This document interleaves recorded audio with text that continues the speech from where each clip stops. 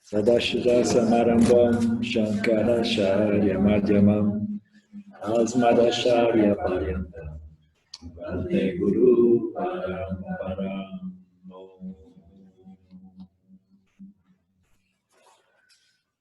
Verso 15. Quando coberto por um pano azul, um cristal puro, incolor, parece um cristal azul. Da mesma forma, por causa da união com os 5 koshas,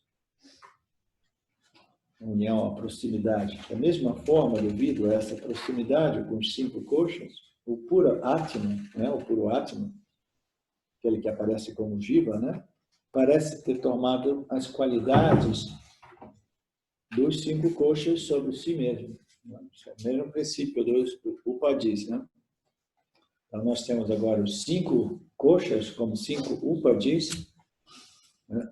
E o Jiva Atma, que é Paramatma, devido a essa intimidade, proximidade com esses 5 koshas, né?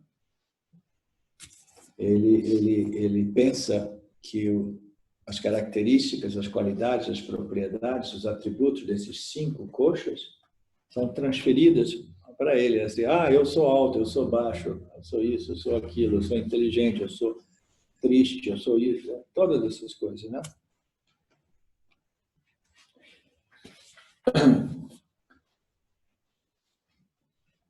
Quando coberto por um pano azul, o cristal puro incolor parece um cristal azul. Da mesma forma, por causa da união com os 5, a proximidade com os 5 koshas, o puro ser pleno parece ter tomado as qualidades desses koshas sobre si mesmo. Qual é o problema de assumir as qualidades, né?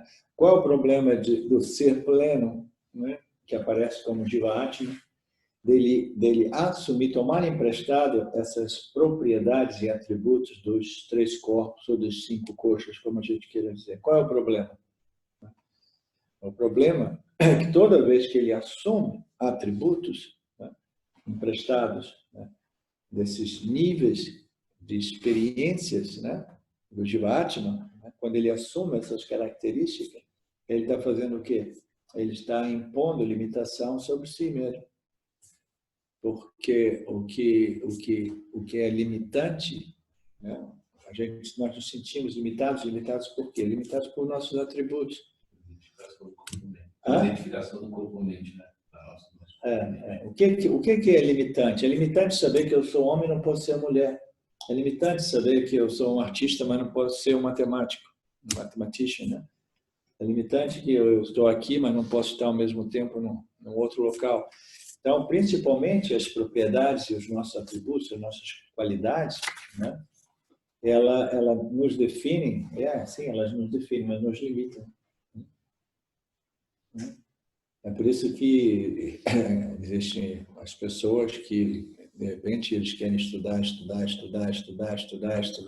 estão tentando, né, remover esse sentimento de limitação, né? Porque se eu souber, de repente, se eu tiver a mente de Ishvara, aí, de repente, eu vou remover esse sentimento de limitação, porque eu vou ter o quê? Eu vou ter todas as qualidades, atributos, né, da criação, né? Então, se eu tiver todos esses conhecimentos, atributos, qualidades, etc. Né? Então, nesse sentido.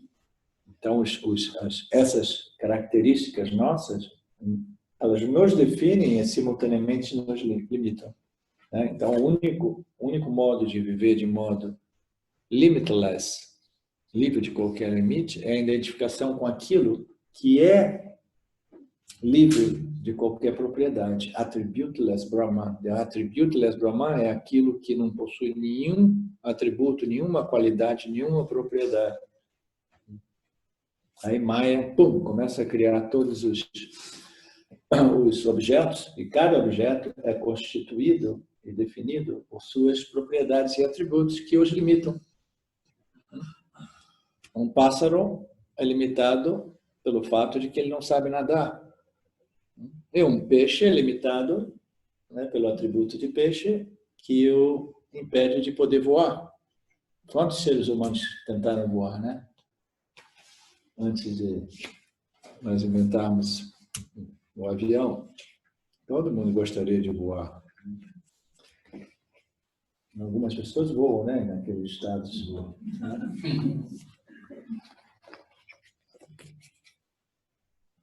Os 5 koshas envoltórios são Annamaya Kosha, né? o corpo grosseiro, o corpo físico, Pranamaya Kosha, que são essas funções fisiológicas, os pranas, Manomaya Kosha, que é a mente, Vijnanamaya Kosha, que é o intelecto, e Anandamaya Kosha, que é o corpo causal. Os detalhes de todos esses koshas são bem descritos no 2º capítulo de um outro Upanishad, Taittiriya Upanishad, mas também são detalhados em diversos outros textos do Shankaracharya, né? Como nós temos visto no Panchadasi e no Vivekachudamani, a gente cobre os koshas também. Anandamaya Kosha é o corpo físico, Pranamaya Kosha é o que tem 5 pranas e dá vida a esse corpo físico, né? Ele vivifica e anima, né, esse corpo físico. O ar vital, né, o sopro da vida. Aí o corpo, né, ele se torna animado, vivo, né? Manomaya Kosha é responsável pelo quê? Pelos nossos sentimentos duplos, como alegria e tristeza, né? Os sentimentos, prazeres e dores, né? O Manomaya Kosha controla a nossa mente. Então, o Manomaya Kosha, ele é não somente o nosso aspecto emocional, os nossos sentimentos, as nossas emoções, mas ele também é aquilo que nós chamamos de o nosso thinking process, não? O processo de pensamento. Se a gente for observar, a gente tem sempre pensamentos, né? Os pensamentos estão sempre passando no âmbito da nossa consciência, né? Você, putz, grila, mas quanto pensamento, né? Dá um tempo, cara, né? Quando o pensamento passa um atrás do outro, realmente é desconfortável, né? Deixa eu meditar para ver se eu, né, diminua a velocidade aqui, né? A intensidade de pensamentos, um tsunami de pensamento. Né? Então, o Manomaya Kosha, ele não somente é o aspecto mental, sentimental, emocional, mas é o mental no sentido que cada contato que nós temos com o mundo exterior produz um pensamento e um sentimento a respeito daquele contato. E do mesmo modo, toda vez que um pensamento pula, né, do nosso corpo causal para o corpo sutil, imediatamente a gente experimenta o sentimento referente àquele pensamento, né? Se eu tenho um pensamento positivo, eu sinto, que bonito, vai dar tudo certo, né? Aí, se eu tiver um pensamento negativo, putz, grilo, vai ser foda, né? Aí, imediatamente, eu fico, né, preocupado, deprimido, né? Então, esses sentimentos estão sempre associados com pensamento, né, referente a um objeto que aparece diante de nós, um objeto que foi retido como impressão no nosso corpo causal, né? Esse é o Manomaya Kosha, responsável pelos nossos sentimentos duplos, como alegria e tristeza. Ele controla também a nossa mente, nosso processo mental. Já Vijnanamaya Kosha controla o nosso intelecto, né? É a nossa faculdade de discriminação, discernimento, determinação, escolha, né? Isso é o intelecto. O intelecto é aquele aspecto nosso que, né, um corpo sutil, bem, né, bem distribuído, bem equilibrado geometricamente, ele recebe os estímulos, né, através dos órgãos sensoriais, os órgãos de recepção. Aí, quando os sentidos entram aqui, essa mente que integra os sentidos numa única experiência, ela vai coordenar e integrar todos esses estímulos numa única experiência. Existem, às vezes, experiências que compreendem 4 ou 5 estímulos sensoriais. A mente integra aquilo numa única experiência. Ela não diz assim, eu tenho uma experiência que eu ouvi uma coisa e, ao mesmo tempo, ela tem um cheiro assim, e, ao mesmo tempo, ela tem uma sensação assim, entendeu? E, ao mesmo tempo, ela tem uma cor assada. Não, a mente imediatamente diz, era Era isso ou era aquilo, né? Então, isso é a mente. Por que eu estou falando da mente aqui? Ele controla a nossa mente. A Vijnana Maya Kosha controla o nosso intelecto, né? Ele é diferente. Não, agora eu lembrei. Então, quando um corpo sutil muito bem estruturado, né? Ele recebe os estímulos, a mente ela integra os estímulos numa única experiência, aí imediatamente ela vai fazer o quê? O que ela chama uma das funções da mente, que é duvidar, questionar, né? Doubting function. Ela tem que duvidar, porque a mente, a natureza da mente é assim, e agora? O que eu vou fazer aqui? Olha só. O que eu vou fazer? O que eu vou escolher? O que é a melhor solução? Né? Porque a vida é sempre isso, né? A gente está sempre em dúvida, porque as coisas em Maya, em Nietzsche, elas nunca são exatamente o que elas parecem ser, né? Maya é cheio de truth. A gente tem que ter sempre... Não é à toa que essa função de questionar e duvidar existe na mente de todo mundo, porque a gente nunca tem certeza das coisas, né? Nós temos tamas, nós temos rajas, raja projeta, tamas, né? Como se diz? Conceals, esconde, é uma outra palavra. Então, a gente tem que ficar um pouco assim, né? Será que é uma cobra ou uma corda? Né? Uma cobra, uma corda, uma cobra, uma corda. Até que a mente fique clara, mais satívica, né? Rajas and tamas, somehow they são convertidos em mais sátiva, aí eu vejo, não, é uma corda. Então, posso ficar tranquilo, né? Então, desse modo, o intelecto, né, um corpo sutil bem estruturado, o Manomaya Kosha, né, a mente, ele vai e submete, né, esse questionamento, esse contato, né, com o campo, essa experiência, ele deve submeter ao intelecto e esperar que o intelecto tome essa decisão, né? Então, o intelecto ele vai dizer, ok, é uma corda, e a gente pode passar adiante aqui sem nenhum perigo, etc, etc. Aí ele vai acionar o ego, e o ego vai acionar os órgãos de ação e vai executar aquela decisão do intelecto, né? Então, isso é um corpo sutil bem estruturado. Agora, se o intelecto estiver atrofiado, digamos assim, né? Se a pessoa vive do plano mais emocional, ela sente e reage, sente e reage. Existe essa tendência no mundo espiritual de supervalorizar o sentimento. As pessoas pensam que o sentimento seja superior ao intelecto. Não é estranho isso? Existe essa linguagem que diz assim, eu não penso, eu sinto. As minhas respostas são através do meu coração. O que eu sinto, eu faço. Por que está todo mundo rindo aqui?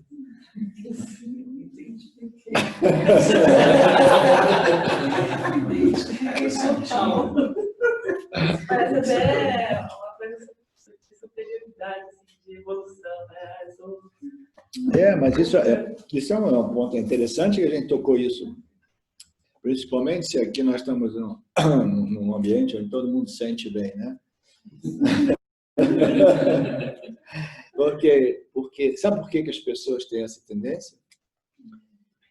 Porque a mente das pessoas estão tão perturbadas, elas são tão tamásicas, rajásicas, que o intelecto é um intelecto tão rudimentar nesse sentido, entendeu? Não purificado, não refinado, com a capacidade de discriminação quase que totalmente comprometida, que esse intelecto que realmente tem que tomar decisão, entendeu?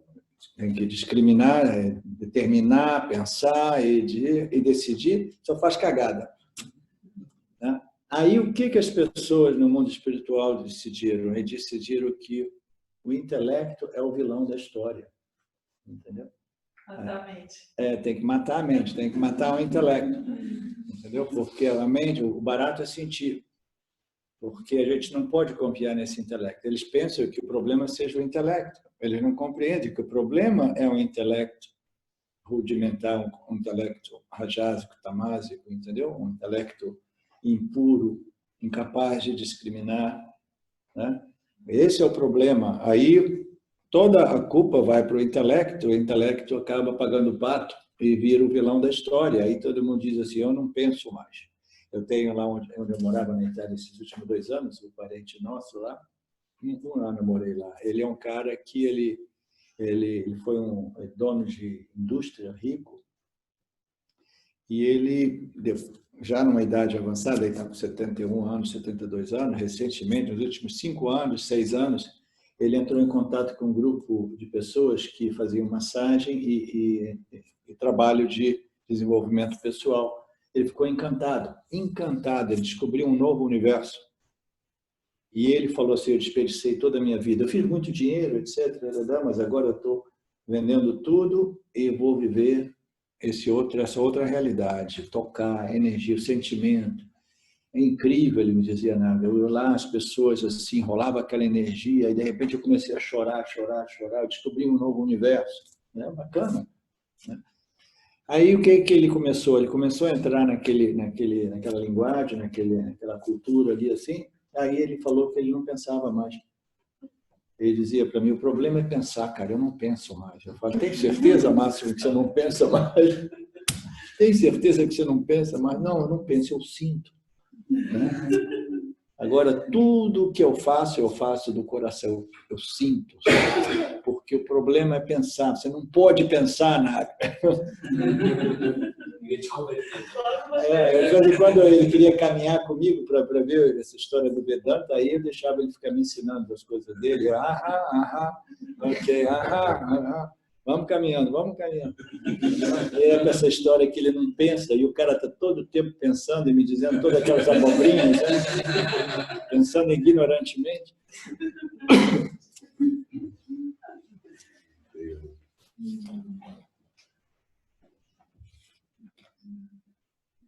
Onde é que a gente está? Por que a gente está falando mal do intelecto? Falando bem do intelecto agora. Hein? Para com essa história de que eu sinto. Hein? Natalina, por favor. Hein? Menos te, hein?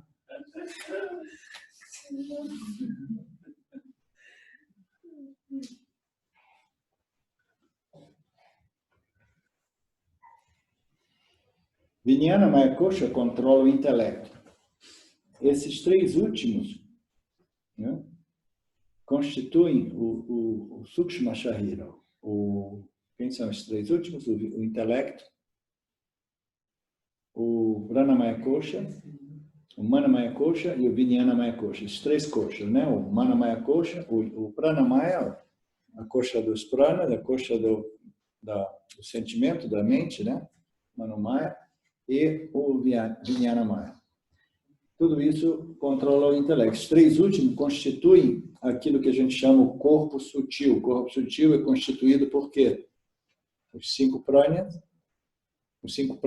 mais a mente, mais o intelecto. Okay? Naturalmente, o ego é uma extensão do intelecto.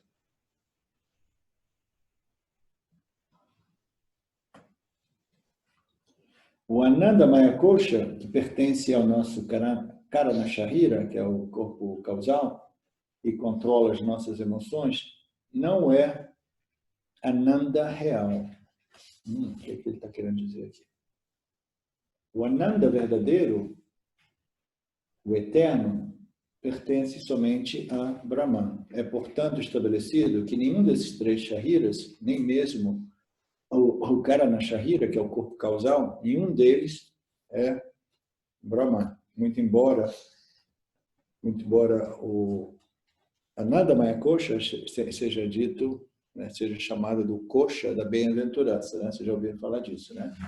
É o Kosha da bem-aventurança, é onde a gente experiencia essa satisfação quase perfeita do sono profundo, essa satisfação quase perfeita quando a mente é resolvida, toda vez que a gente obtém o que a gente quer e evita o que a gente não quer, quando as coisas são favoráveis aos nossos quereres e não quereres.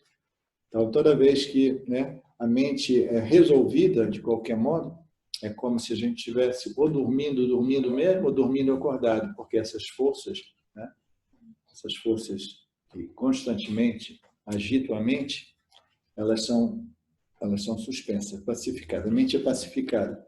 Então, essa Ananda Maya Kosha, que pertence ao corpo causal, não é o Ananda real. esse é o ponto aqui, entendeu? O Ananda real, veja bem, existem dois tipos de Ananda, Ananta e Ananda. Ananda é traduzido como bliss, como satisfação, como alegria, prazer, etc, etc. É experiencial e é experienciado pelo Jiva.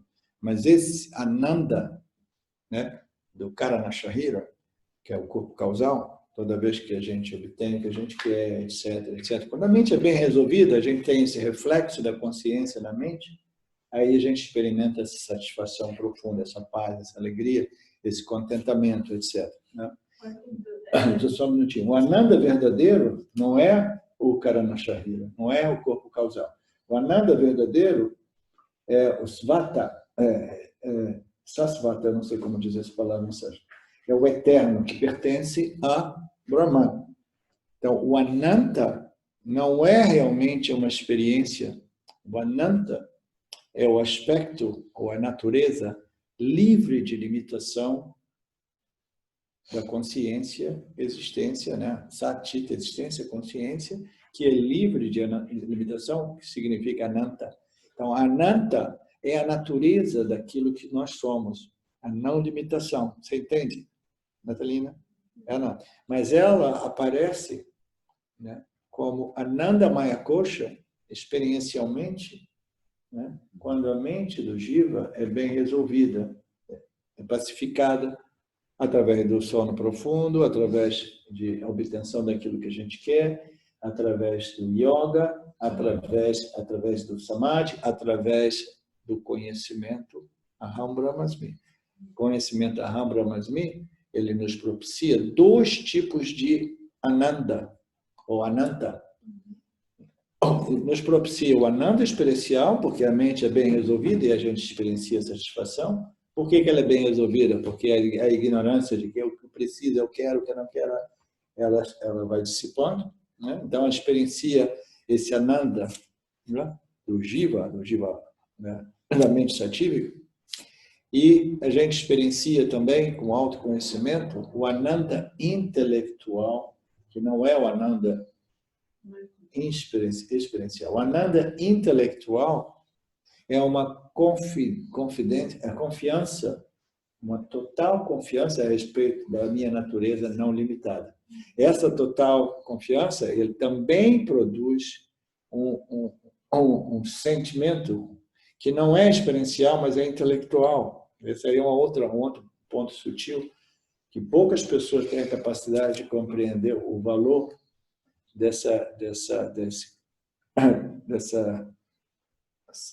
satisfação intelectual, esse prazer intelectual, entendeu? Derivado do autoconhecimento. Sempre presente, não precisa de experiência. Essa com certeza, o Ramji coloca muito isso essa confidence, é uma confiança de que nada realmente pode te afetar, porque você sabe que você fundamentalmente é a consciência existente. Então, essa convicção de conhecimento, ela é referente à minha natureza e é uma forma de ananda intelectual, enquanto que o reflexo daquilo que eu sou no meu corpo sutil, quando ele é satívico, por quê? Porque ele foi pacificado de algum modo, entendeu? Seja até mesmo pela compreensão Aham Brahmasmi, eu vou experimentar o ananda experiencial, que é a sensação de paz, tranquilidade, mas o real ananda, ele é inerente à minha natureza como não limitação, que é Ananta, Satchitananta. Ok? Então, onde é que nós estamos aqui? O Ananda Maya Kosha, que pertence ao nosso Karana Sharira, é controlado. Não é o Ananda real, esse que ocorre no corpo causal. Ananda real pertence a Brahman.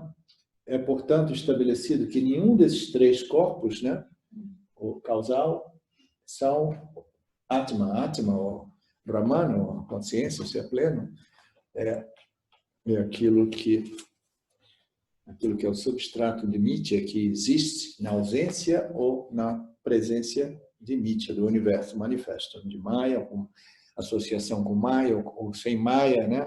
As escrituras vão ao extremo de dizer que quando Maya entra em ação, ele entra em ação, não é que ele entra em ação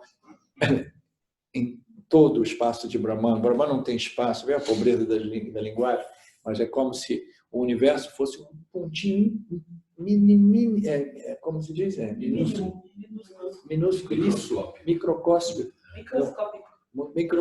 microscópico no universo de Brahman, entendeu? E a gente pensa que o universo está cobrindo o Atma. Não, o Atma ele simplesmente é aquilo livre de qualquer limite. Nós sabemos que o universo possui limite. Ele é limitado por tempo e espaço. É um produto, né, de Maya.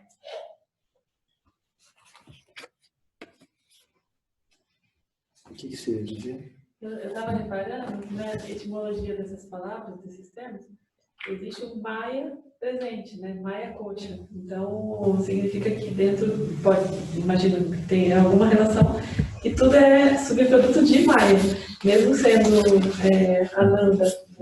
Eu nunca olhei nisso, nunca pensei por que esse Maya aparece, mas é interessante, né? Parece que é Vijnana Maya, é tudo Maya, é tudo Vitya, né?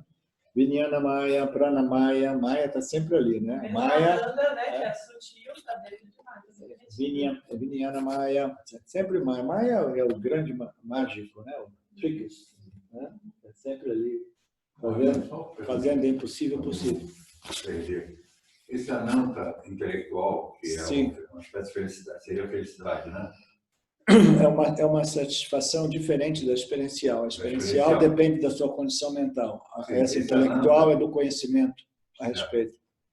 Esse Ananta, ele é conseguido pelo Jiva só após moksha ou antes de moksha, assim?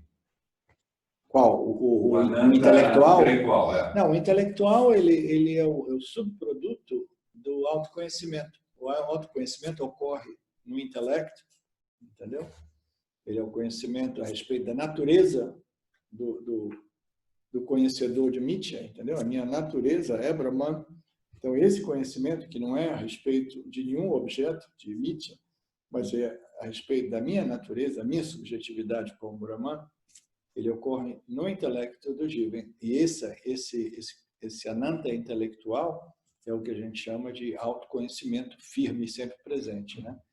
Esse autoconhecimento firme, sempre presente, gradualmente ele vai produzindo aquilo que a gente chama de moksha, ou liberação daqueles resquícios, né, digamos assim, de ignorância, sobreviveram, digamos assim, o autoconhecimento. Essa é uma linguagem que eu gosto de colocar. O autoconhecimento ele vai fulminar muitas das ignorâncias e vai produzir essa convicção, essa certeza, livre de dúvidas a respeito daquilo que eu sou. Mas, ainda assim, existem aquelas vasanas, tal qual o ventre, o feto no ventre da mãe, né? Aquelas vasanas que persistem por algum tempo.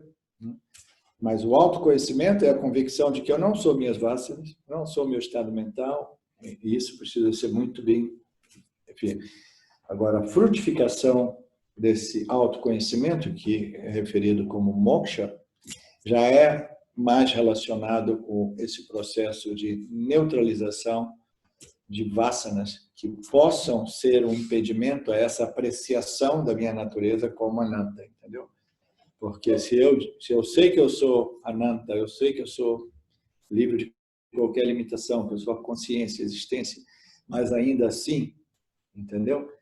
Eu tenho algumas ignorâncias que vão ficar contradizendo essa minha convicção de conhecimento. Eu vou ficar numa situação na qual aquilo que eu sei não é aquilo que eu sou, ou não é aquilo que eu vivo.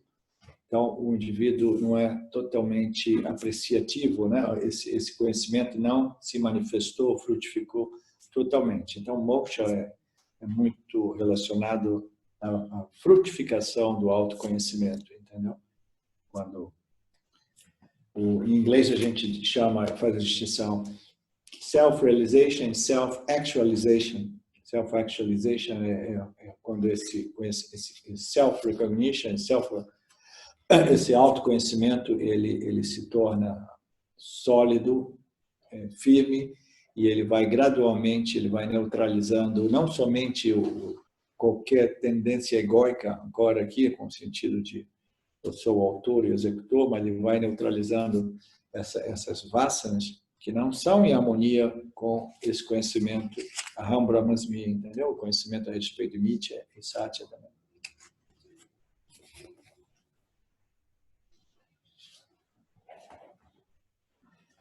Portanto, o ser Brahman não é nenhum desses três shariras. Assim como o arroz, verso 16, assim como o arroz é obtido por pilar o grão com casca e separar a casca, separar o farelo, etc., nós podemos separar o puro Atman, o puro ser, o puro Brahman, o pure consciousness, a pura consciência, né? Nós podemos separar a pura consciência interna dos 5 koshas através da discriminação cuidadosa. Quando alguém percebe claramente a alma como distinta dos koshas, ele se torna independente dos koshas.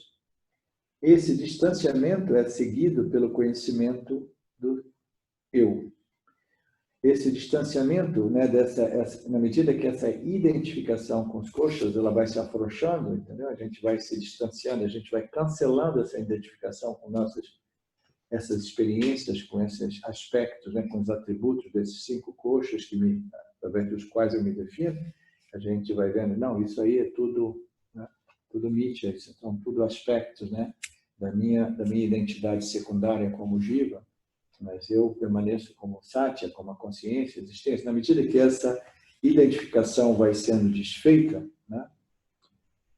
Então esse distanciamento vai conduzindo a gente a esse conhecimento eu sou o ser, né? O conhecimento do eu, conhecimento do que é esse eu verdadeiro, significa o conhecimento eu sou Brahman.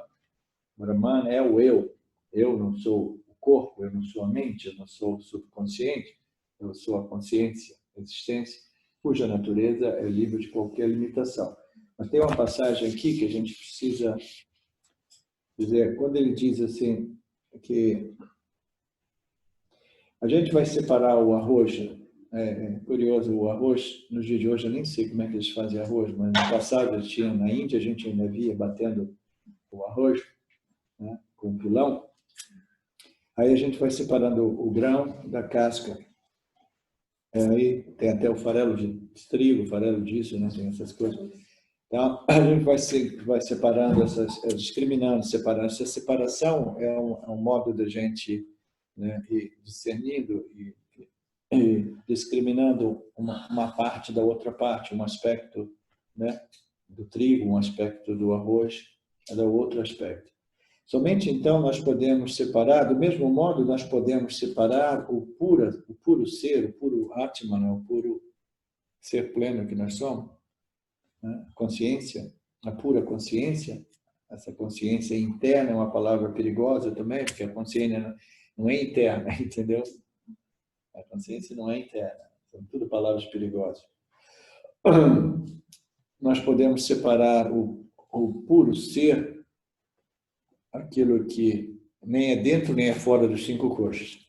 A gente não pode dizer que é aquilo que é dentro dos 5 koshas, nem a gente pode dizer que aquilo que é fora é aquilo que é dentro e fora, porque é aquilo que pervade tudo.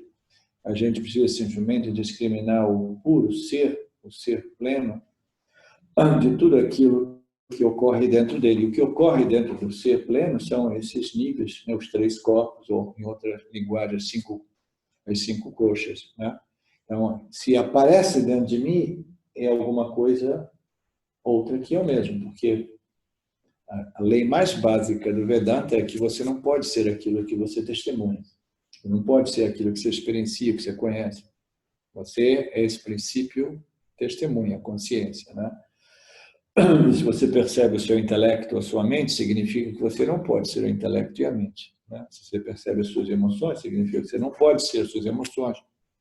Ser esse princípio testemunha não experiencial, né, que permite ao intelecto se tornar a entidade experienciadora que testemunha os fenômenos. Mas o intelecto também é um objeto dentro do âmbito daquilo que eu sou. Essa é a sutilidade, a sutileza, né? A sutileza dessa discriminação. que naturalmente é uma discriminação muito mais sutil do que discriminar a casca e o farelo do trigo, entendeu? Do arroz. Nós podemos separar o puro Atma dos 5 koshas. O Atma não é alguma coisa interna ou externa, ele é alguma coisa outra que os koshas.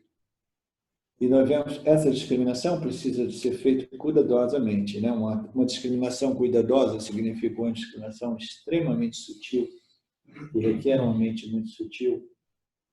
E as escrituras do Vedanta, naturalmente, para a gente ir contemplando, até que a gente já não, né, a gente consiga desfazer essa total identidade, né, identificação daquilo que eu sou com o meu intelecto, né? A posição mais elevada de um samsari ou de um karmi, uma pessoa do mundo normal, é se identificar com o intelecto, principalmente se for um intelecto sutilizado. Então, eu não sou as minhas emoções, eu realmente discrimino e determino. Então, é um bom nível de identificação. Mas aí, um dia, esse indivíduo deve chegar, né, aos ensinamentos védicos e ele vai ouvir dizer, mas existe alguma coisa além do seu intelecto que permite, que faz com que o seu intelecto apareça como um objeto. Esse princípio ele é capaz de objetivar e discriminar o objeto, o intelecto, como um outro objeto de conhecimento, né? Então, essa consciência que nós somos, o mais sutil do sutil, mais sutil do que o intelecto, mais sutil do que o corpo causal, né? E a gente precisa de discriminar, separar, desfazer esse mal-entendido, essa identificação, entendeu? Essa identificação equivocada. A gente tem que individualizar.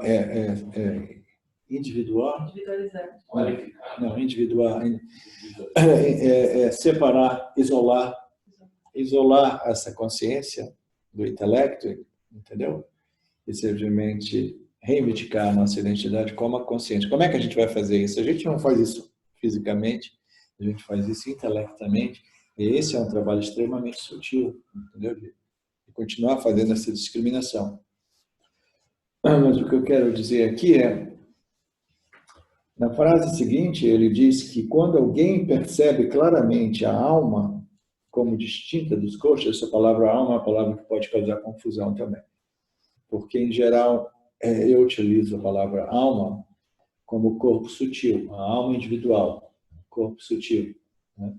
O habitante interior, indweller do corpo físico, aquilo que habita realmente, o indweller, aquele que habita o corpo físico, não é Brahman, não é a consciência não é dentro nem fora nem nada, mas o corpo sutil, ele realmente ele penetra e anima o corpo físico, né? Então, eu utilizo sempre a alma individual, referindo o corpo sutil do indivíduo, né? Aquilo que vivifica e anima o corpo físico. Quando alguém percebe claramente a alma, essa alma aqui, ela deveria ser substituído. Quando alguém percebe claramente o espírito como distinto dos koshas, o espírito é uma palavra que denota melhor a essência, porque existe em diversos Upanishads apresentam o universo composto por 2 princípios. Um é o espírito, outro é a matéria. Então, o espírito é realmente, né, a consciência e a existência, Brahman, né? Então, nós temos o espírito e nós temos matéria. Matéria significa matéria e energia, né? Maya produz matéria / energia, né? Então, nessa frase, a gente poderia corrigi-la dizendo, quando alguém percebe claramente o espírito ou o ser como distinto dos koshas, esse alguém se torna independente e livre dos koshas. Não é que o cara vai viver sem os koshas, não é que o cara vai viver sem os 3 corpos, ele é livre da identificação equivocada com os 3 corpos. Ele é livre da identificação equivocada com os 5 koshas. E, portanto, ele vive livre e independente dessa identificação equivocada. Esse distanciamento ou essa discriminação essa liberação, ou essa destruição dessa confusão, dessa sobreposição, né? Esse distanciamento é uma palavra, muito embora, de novo, né? Ela tem essa conotação de espaço, de novo, né? Mas essa desidentificação, né? Essa desidentificação com os 3 corpos ou com os 5 coxas é seguido de quê? É seguido do conhecimento Aham Brahmasmi, né?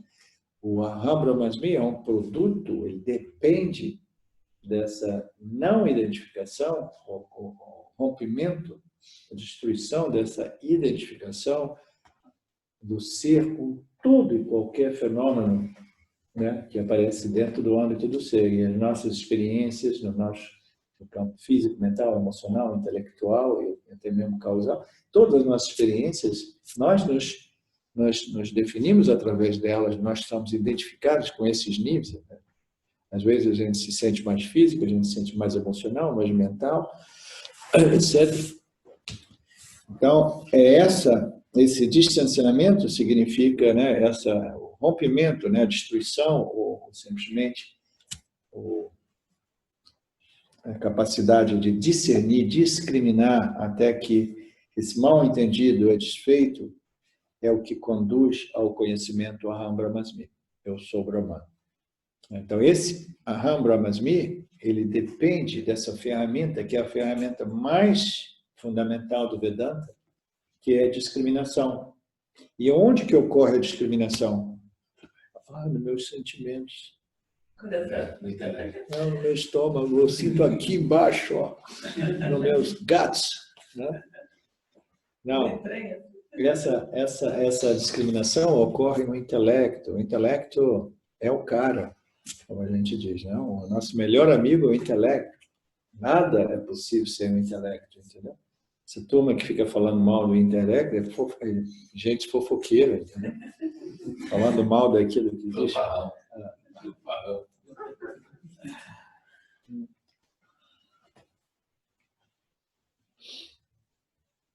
O verso 17. O ser permeia todos os lugares, mas ele não brilhará em todas as coisas. Ele se manifesta apenas na forma mais pura de Buddhi. Buddhi é o intelecto. Como uma imagem perfeita é refletida em um espelho perfeito, Atman pode brilhar só na forma mais pura de intelecto, de Buddhi, ou intelecto, que é parte integrante do corpo sutil. Ó, eu estava falando aqui, ó, eu não tinha lido esses versos antes, está enchendo a bola do intelecto. Ele está dizendo assim que Atman, ele permeia tudo, o ser permeia tudo, né? Esse corpo aqui, ele é permeado por quê? Ele é permeado pela existência de Brahman, que Brahman está concedendo a existência a tudo, né? Ele é permeado também pela consciência de Brahman, mas só que consciência de Brahman não brilha em tamas. Isso aqui é um produto das 3 energias, dos 5 elementos, mas cuja constituição, dos 3 gunas, é fundamentalmente tamásico. Né? Então, está dizendo aqui que Atman, ele permeia tudo, o ser permeia tudo. Todos os objetos, toda a matéria e energia é permeada por Brahman, pela consciência.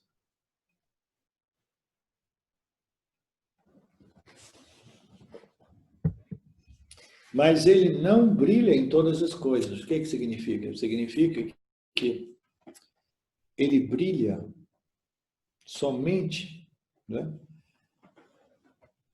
Aqui. Aqui.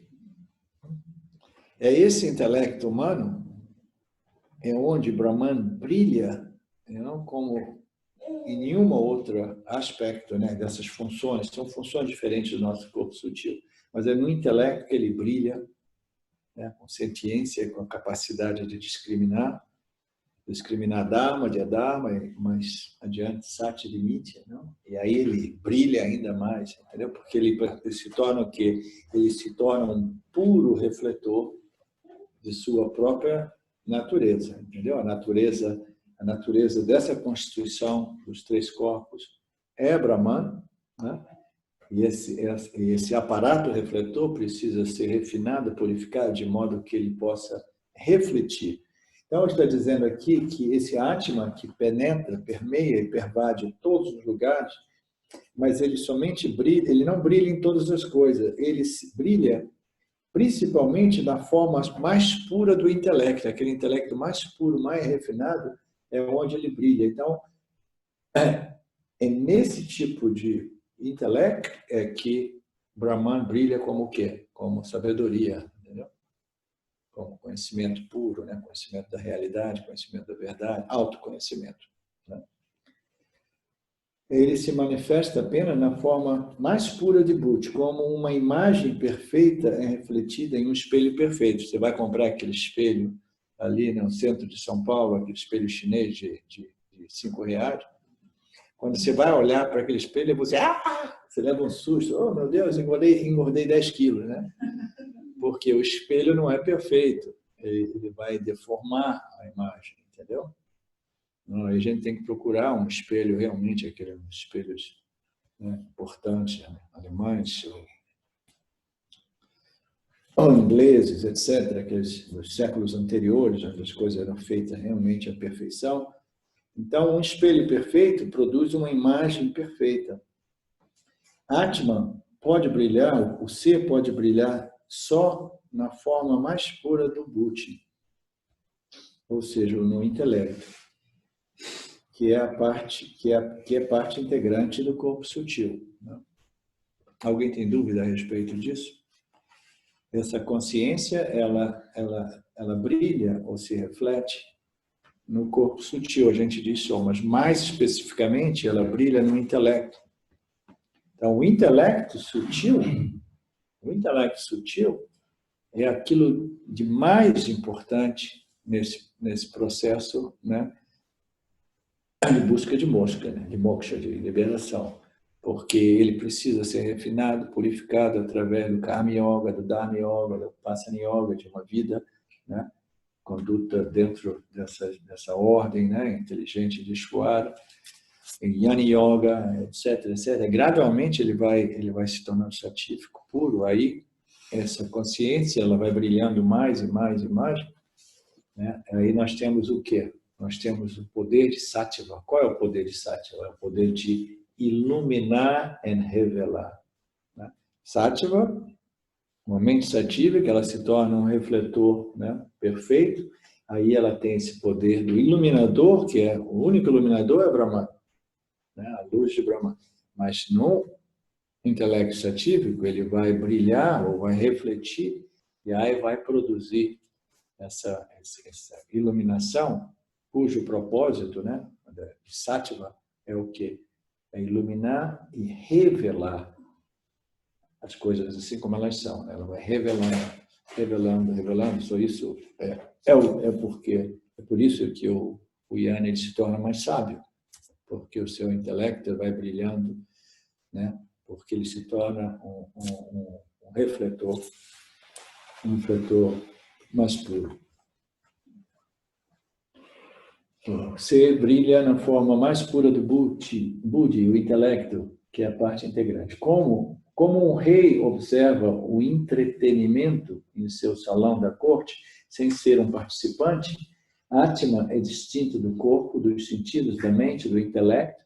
O Atman é distinto de todos os koshas. Ele é a testemunha das funções de todos os koshas, dos atributos, das qualidades, de todos os koshas, né? Do mesmo modo que um rei observa.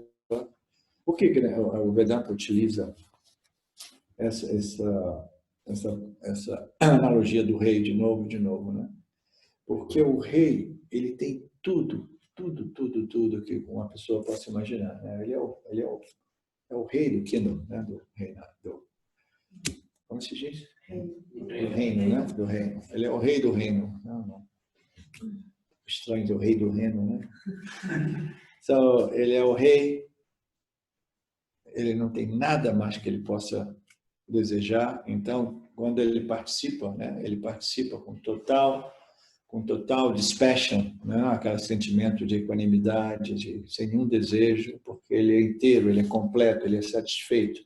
Então, quando ele assiste qualquer coisa, ele assiste com indiferença, entendeu? Ele observa o entretenimento em seu salão da corte sem ser um participante, sem estar envolvido, porque não tem nada realmente que esteja faltando a ele, entendeu? Ele é completo. Atman, do mesmo modo, é distinto do corpo, é distinto de todo e qualquer desses objetos que são observados pelo rei. Do mesmo modo, o corpo, os sentidos, a mente, todos esses coxas são observados pelo ser, pela consciência, que testemunha as funções dos corpos, dos sentidos, da mente, do intelecto, etc. Sem tentar controlar, sem estar identificado. Quando a gente se identifica, é quando a gente começa a querer manipular e controlar, e modificar, etc. Mas quando você simplesmente é completamente desidentificado, quando você não tem nenhum investimento, né? Aí você pode simplesmente observar as coisas como um testemunha não envolvido com a cena, né? Essa é a chave da vida, né? De você passar pelos prazeres e dores, isso e aquilo, e permanecer como um espectador, como se você estivesse assistindo um filme, né? Um filme na tela do cinema, né? Você não ou como se você fosse um rei que é completamente já pleno, né? Não tem nada que possa realmente abalá-lo, né? Ou causar desejo nele. Uma pessoa ignorante pensa que a Lua está se movendo ao passo que são as nuvens que estão realmente se movendo.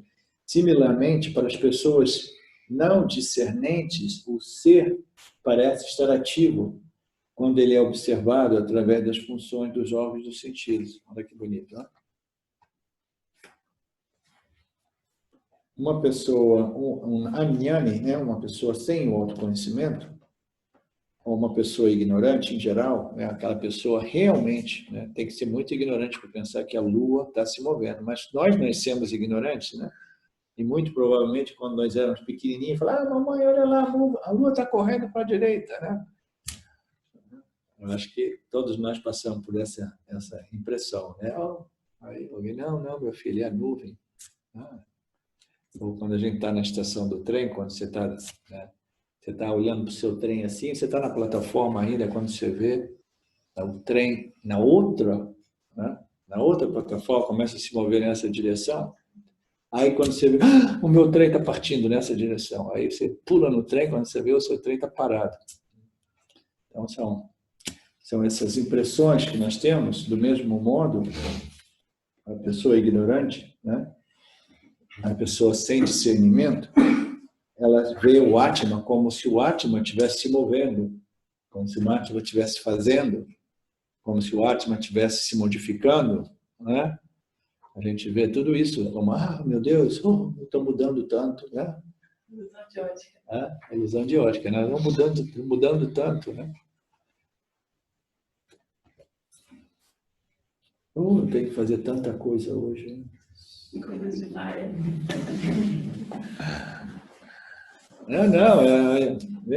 O corpo tem que fazer, o corpo está mudando, a mente se modifica, tudo isso, né? Os pranas estão ali, né? Fazendo todas as suas ações. Tem uma passagem do Gita que nós não chegamos a ver nesse final de semana, que diz, aquele que consegue discernir e compreender a ação na inação e a inação na ação é um sábio. Porque você tem que compreender, quando existe ação, você tem que saber o que está realmente se movendo e o que não se move. O meu corpo se move, as minhas energias se movem, a minha mente se move, o meu intelecto se move, etc, etc, mas existe alguma coisa que absolutamente não se move. E esse princípio é esse princípio testemunha não experiencial, chamado consciência e existência. Né? Aquilo que ilumina o intelecto, né? O intelecto do Jiva, esse intelecto onde o Jiva aparece, né? Como Jivatma, né? Como o Paramatma aparece como Jivatma.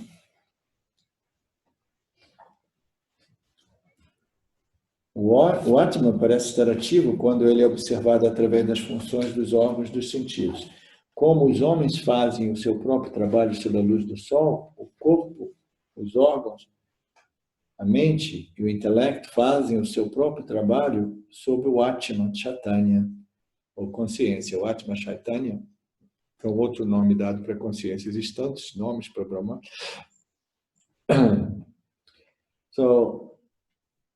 Do mesmo modo que os homens fazem seus trabalhos sob a luz do sol, a gente precisa dessa luz do sol, do mesmo modo, todas as funções dos nossos 3 corpos, 5 coxas, elas funcionam, elas fazem seus trabalhos devido a esse princípio que não faz nada, mas ainda assim causa tudo, que é Atma, que é Chaitanya, consciência, né?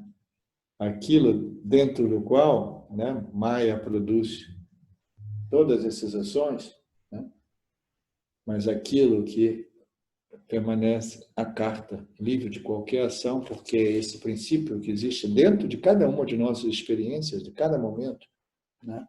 Como esse princípio que jamais se move, que jamais se modifica, esse princípio que não é temporal, que não é bound by time, né? Todo mundo compreende? Tudo isso é simples. É simples. Vedanta é muito simples. A questão é que a aplicação do Vedanta, ou a assimilação do Vedanta, ou a efetiva exercício dessa discriminação entre aquilo que se move e aquilo que não se move, aquilo, né? Isso aqui é uma coisa que requer quase que uma obsessão, entendeu? Essa discriminação, ela se torna quase que uma obsessão, para que ela possa realmente ser claramente, né, apreendida, né? Vista assim, uau, eu não me movo, entendeu? Eu sou esse princípio, a luz que brilha no intelecto. Eu não sou o intelecto, eu sou a luz. O intelecto ele vai estar brilhando com graduações, né, com diferentes, né, graus. Eu sou essa luz que jamais se apaga, jamais se acende, jamais se modifica, né? Então essa é a discriminação do Vedanta. E esses versos servem para que a gente possa contemplar diretamente, existencialmente, entendeu? Assim, né? Tudo isso que eu estou testemunhando não pode ser eu. Eu sou aquilo que, princípio que testemunha, né? Eu sou aquilo que jamais se modifica, porque tudo que eu testemunho é em constante fluxo de modificação. E a gente não consegue testemunhar nada a menos que a gente haja com algum princípio, esse princípio, que não se modifica. Porque somente algo que não se modifica, como a tela no cinema, pode capturar todas as mudanças, as ações que ocorrem projetadas nessa tela. Do mesmo modo, nós precisamos dessa consciência que não se modifica, que não se move, porque não faz nada, para testemunhar todo o dinamismo e as mudanças constantes de tudo que ocorre em Mitya, né? Tudo que ocorre dentro do âmbito da nossa consciência.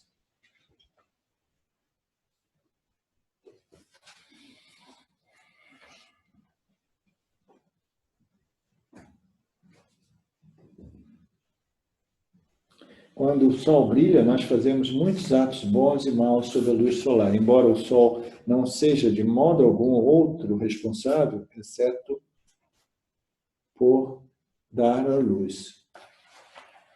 Da mesma forma, pelas ações dos órgãos do corpo, manas, o Buddha, Atma, não deve ser considerado responsável. Isso é interessante. A luz que ilumina, né, tudo, a luz que ilumina tudo, a luz que ilumina minha mão, aqui, por exemplo, né? Será que a luz está realmente fazendo alguma coisa? Oh, a luz está iluminando, né? A gente tem a impressão, porra, a luz, ela realmente sabe iluminar e ela faz isso muito bem, né? Ela está lá todo o tempo, fazendo alguma coisa, né? Não, a luz não faz nada. Por quê? Porque a natureza da luz é iluminar, entendeu? E a natureza de alguma coisa é aquilo que é a essência dessa coisa, sem a qual aquela coisa não é essa coisa, e é alguma coisa que realmente não é variável, entendeu? A essência é sempre alguma coisa que é a substância, aquela coisa mais básica, entendeu? Que não se modifica. né? É a base, a essência, o fundamento da coisa, né? Então, nós precisamos sempre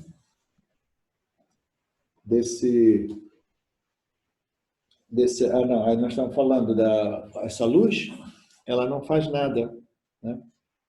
Por isso que, a partir de um determinado ponto, né, nessa minha experiência de compartilhar o Vedanta, eu substituí a palavra iluminar pela palavra brilhar, né? Porque iluminar dá mais a impressão de um ato, de fazer alguma coisa, como se a consciência estivesse iluminando. Então, eu comecei a apresentar mais como a consciência, ela pervade tudo, e ela simplesmente, devido à sua natureza, ela brilha sempre que ela entra em contato com o Buda, com o intelecto, entendeu? Sempre que ela pervade o intelecto, ela brilha com senciência, né? Senciência ou sentiência? Eu misturo. Senciência. Hã? Senciência. Ela não faz nada, é isso que está dizendo aqui. O Atma, o Self, ele não deve ser realmente considerado um responsável pelo ato de estar causando mitya, entendeu? Só a culpa toda tem que cair no Mr. Maya. Maya é aquele que faz tudo, né? Que propicia tudo, que causa tudo, né? A consciência, simplesmente, é esse substrato, né? Essa essência, sem qual nada pode ocorrer. É por isso que o Vedanta ele compreendeu que existe um princípio, né, que é a causa do universo, que não é a consciência. Tudo isso é baseado na observação desses gênios espirituais, os rishis, entendeu? Senão, a consciência, a existência, ela não se move. Então, nada disso aqui pode existir por conta dela, ela não pode ser responsável. Então, só pode existir um outro fator, né? Aí, na medida que essas contemplações vão se desenvolvendo, aí o download vem direto da Ishvara, assim, tem outro fator chamado Maya, que é realmente a causa, né? Uma criação não pode existir sem um criador, e aquilo que é a consciência, ela não tem a capacidade de fazer nada, ela simplesmente concede existência a tudo, mas como ela é absolutamente livre de qualquer ação, actionless, livre de qualquer modificação, ela não é responsável. O ser não deve ser considerado responsável por todas as ações produzidas pelos 3 corpos ou 5 coxas.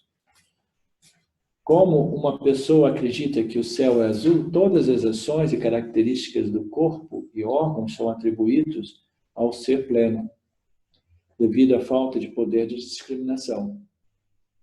Então, a gente vê o céu, a gente acredita que o céu seja azul. Do mesmo modo, todas as ações e características do corpo são atribuídas ao ser, mas essa, naturalmente, é um equívoco. Isso é devido à falta de poder de discriminação, né? O puro ser é imaculado e tem Sat et Chit, consciência e existência. Ele não tem nascimento, não tem idade, não tem morte, não tem realizações ou fracassos. Não é, portanto, possível caracterizá-lo. O corpo e os órgãos fazem atos bons e maus. Seu resultado irá para o Sukshma Sharira, mas não para o Puro Atma. O Puro Atma, ele não possui uma conta kármica, nem Ishvara possui uma conta kármica.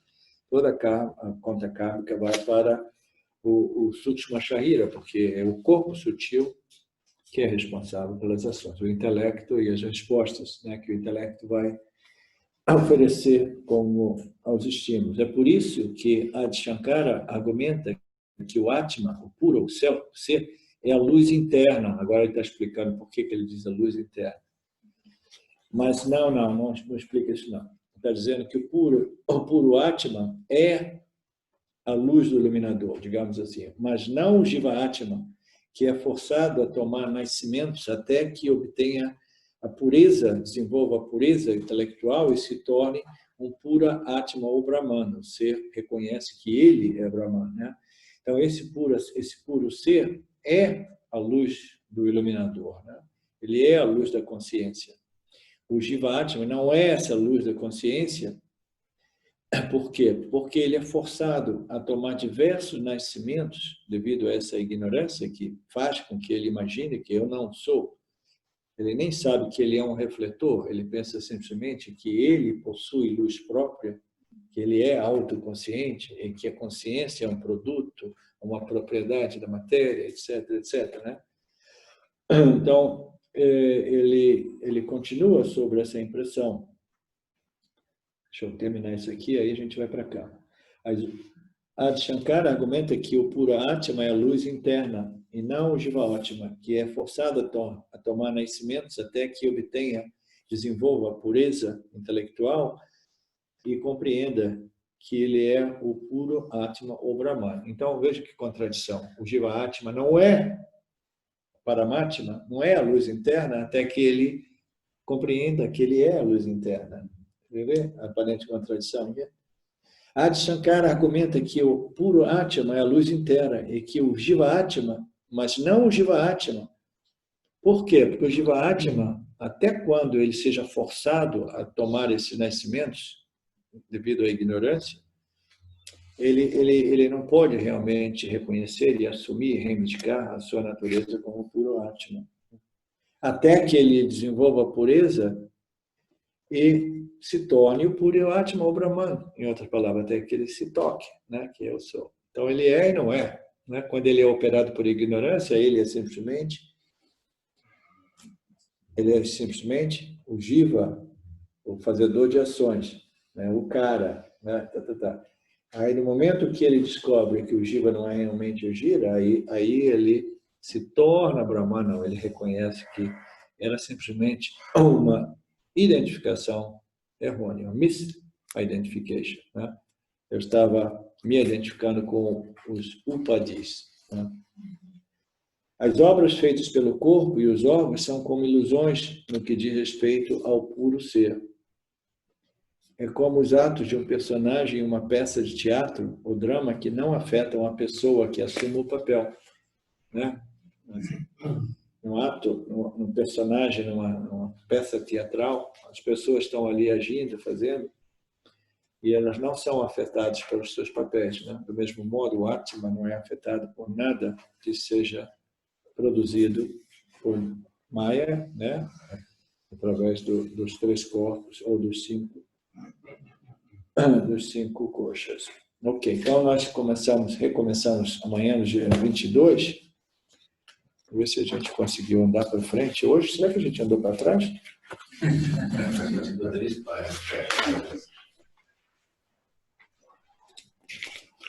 Eu não sei não se a gente vai conseguir acabar esse trabalho aqui. Tem mais uma semana. A gente quer entrar no canto-chave. Então tá. Om Namada Purnamidam Purnamudachyate Purnasya Purnamadaya Purnameva Vashishyate. Om Shanti Shanti Shanti. Thank you, Lord.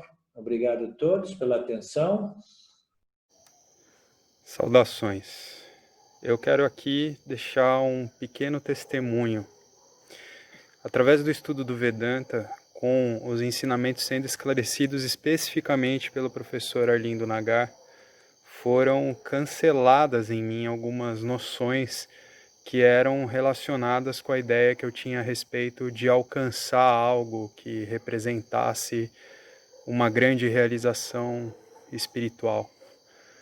Então o Vedanta fez com que, pela compreensão, a minha mente ela abandonasse o papel de buscador espiritual. E isso para mim foi um marco inicial para uma outra relação com o processo de desenvolvimento espiritual, do qual, saibamos disso bem ou mal, é um processo que fundamenta a vida de todos nós. E eu digo isso para estimular todos aqueles que chegam no Vedanta Brasil e entendem que podem se beneficiar da profunda imersão direcionada para o autoconhecimento que é promovida nesse grupo de estudos. que é um grupo que existe graças ao trabalho altruísta do professor Arlindo Nagar, suportado também pelo trabalho voluntário de pessoas que contribuem para a manutenção do grupo de diversas maneiras. E entre as várias formas de contribuir com esse trabalho, as contribuições regulares em dinheiro, elas são necessárias. Então, se você se beneficia do trabalho desenvolvido no Grupo de Estudos Vedanta Brasil, faça uma contribuição. Qualquer quantia é muito bem-vinda. As informações para transferências em dinheiro ficam disponíveis na seção avisos do nosso grupo no Facebook e serão colocadas na descrição desse vídeo aqui também. Namaskaras.